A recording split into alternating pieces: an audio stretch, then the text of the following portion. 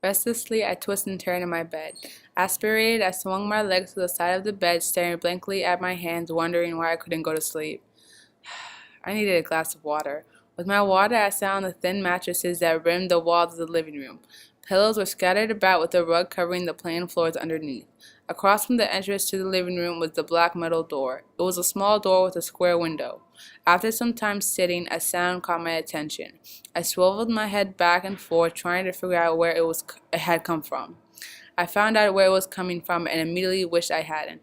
Behind the square glass window of the door was a frightening man. I felt my throat constrict and become dry. My eyes widened. The glass of water shattered on the ground. I trembled in fear as I froze. The whites of his crazed eyes were yellow, bloodshot and bulged. The most frightening was his demented smile, stretched wide, splitting across his face. Screaming at the top of my lungs, I ran, stumbling over my shaking legs. I skidded over to my parents' door, slammed it open, and crawled under the covers. My father got up and went to check things out as my mother stayed behind to comfort me.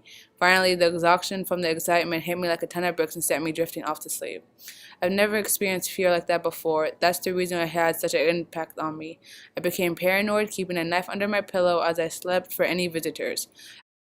Eventually, I realized I needed to overcome my paranoia. I took a logical approach, telling myself it was only one incident. The doors are locked, highly unlikely that someone's out to get me. Eventually, my paranoia waned, and I decided to shut the door on the incident, rather than holding it open.